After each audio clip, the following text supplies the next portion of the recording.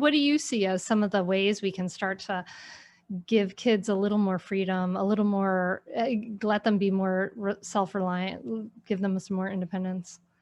Oh, absolutely. I've taken some cues from Lenore Skenazy and trying to foster things here.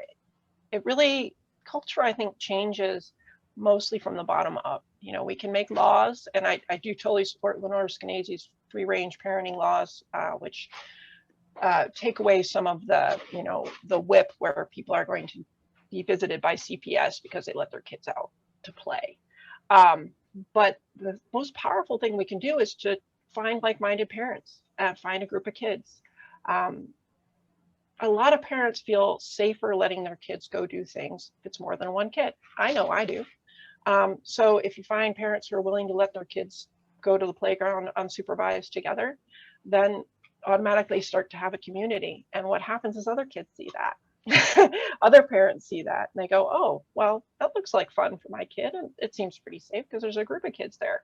And that's the way things kind of build. Sometimes you don't have to be the lone ranger, I guess, you know, changing your entire neighborhood. But if you could just find a couple parents who are of the same mind and a couple kids, and your kids can be pretty good recruiters as well. I know that I let my daughter deliver birthday invitations all through our neighborhood when she was 9 or 10, I forget. But I got calls from parents. Sophia was just here. I'm like, yeah, she was delivering her birthday party invitation. She was on her bike by herself. I'm like, yes. And then a week or so later, all the friends started getting their bikes out again. You know, like, oh, well, Sophia does that. So, and then there was a group of girls in the neighborhood riding their bikes. And it's really nice to see. I love this. So I hope this is, dear listener, I hope this is like encouraging you to provide your kids with a little more independence, like, because that's what we want, right? We want self-reliant kids. We want kids who can be independent, can be confident, can get around the world, or aren't fearful, right? Helicoptering, it leads to like what the college campuses called as like fragile little teacup kids who can't handle any problems because they've never had to.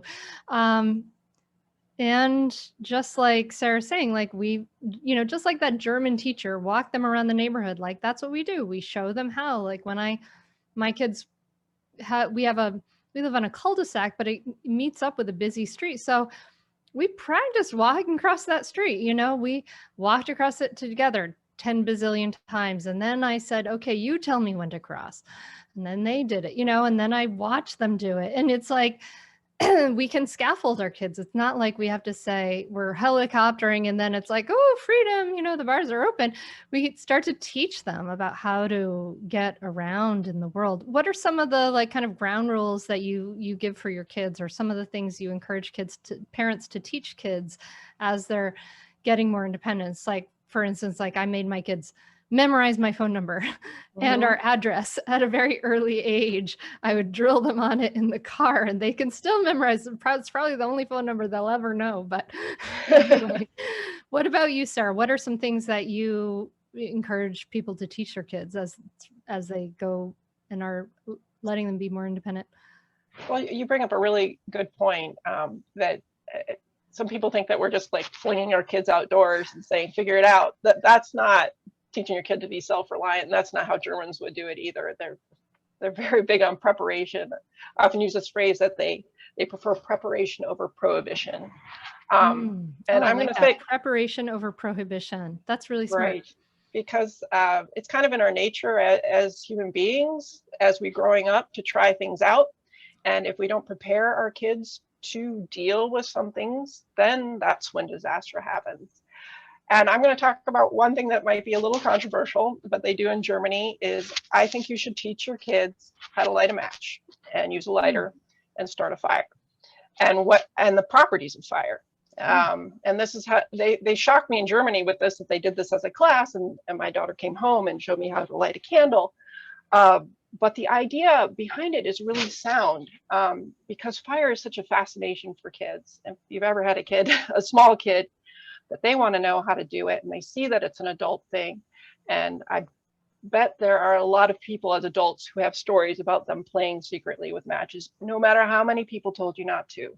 Oh, I Um, totally did. I melted all of my mom's, like, her mother's, like, can't Christmas candles, like, one oh, afternoon because I wanted to light them. And they're because all, it's like, half gone, I just gave them up. yeah, I used to melt crayons. Oh. But I'm of the opinion now that the American prohibition on fire is probably a dangerous thing, and this is how it goes. If a kid doesn't know how to light a match, a small kid, and they sneak it, and they light it, and they don't even know how to hold it. They might hold it like this, and then their fingers burn, and they drop it, and then Yeah. maybe something starts to get on fire, and their first thought, if they've been told never play with matches, is I'm going to get in trouble. And then they run away, they hide, they don't tell their parents. And that's how really tragic things can happen. That's a lot of times how the fires can happen started by kids. But if you teach a kid all the rules around fire and you let them do it, we'd even have fire play. My son would say, oh, I'd love to, have fire play. So we'd lay out some aluminum foil and get a cup of water and some candles and let them have at it while somebody's there. He even told his uncle once, who was at the barbecue, and he was leaving. He's like, "Oh, I'm going to stay here because a fire needs a friend." Because one of the rules is that you never leave a fire alone, and if you have, because it could escape, right, and create danger, and if you have to leave it, somebody has to stay by. You tell somebody. So I would encourage parents to safely teach kids how fire works and how to operate a match and how to do a lighter. Because if they know that they can play with it with your permission and your supervision, they're much less likely to do something sneaky. Yeah. Or if they do and they have an accident, they're more likely to come tell you than Because it's to not the let it smart. burn. Yeah. Yeah, we've taught our kids how to do that. In fact, what we had there's a bunch of there's actually I love there's a it's called Four Small Hands. It's just probably a website now. It used to be a catalog. But we got our kids when my daughter was 6, we got her a little toolkit and had a little hand drill and a little Oh, nice. saw and a little hammer and everything. So we taught her how to use those things, and we taught them how to cut safely, right? Like where to cut, and it's just life skills, right? That they need to learn all the things we need to learn at some point. So I love that. Let's teach our kids how to light a candle, and then they can light the Christmas candles at the table and feel special and all of that stuff. Yeah, we recently we're working with lighters too, trying to teach my daughter how to do a lighter for our table candle too. It's really Yeah, cooking is a good point too, as well. The kids always want to help you in the kitchen. That's a really good time to teach them how to, cut safely. And when you emphasize that something's dangerous, they get very serious, especially young mm, kids, and very careful. And that's how you want them to be.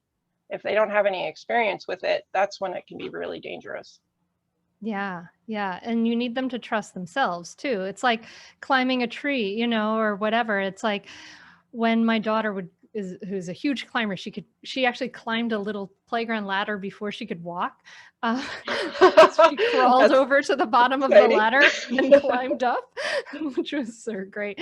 But anyway, so she's a huge climber, and what I would say to her is how does that feel to be on that branch? Does it feel scary? What does it feel like in your body to be? Do you feel safe and comfortable there? And that's what they need, right? They need to be able to tune into themselves, not to be able to look to an external source and say, am I okay here? Right? Mhm. We need to have them internalize all of these things, whether it's climbing or lighting a match or crossing the street or saying no thank you to the well-meaning parent who's like, you want to ride home. Yeah, that's a really good way to put it, is to ask them how they feel. I like that idea, because if we're constantly telling them, be careful, watch out, then they're second guessing themselves instead of listening to, that inner voice, am I ready for this? It can create extra fear and anxiety if we're constantly telling them, you should be afraid. Instead, it's good to point out a specific thing, like how high is that branch off the ground? Is that a safe distance to you? Or do you feel capable of that? And congratulate them when they do something that they've might have found scary when they were smaller. Catch new episodes of the Mindful Mama podcast and other free resources, including the Mindful Mom Guide at mindfulmamamentor.com. You can listen to every back catalog episode, including interviews with Dr. Dan Siegel, Janla Van Zant, Sharon Salzberg, and get meditations, join our private Facebook group, and more. Go to mindfulmamamentor.com now. I'll see you there.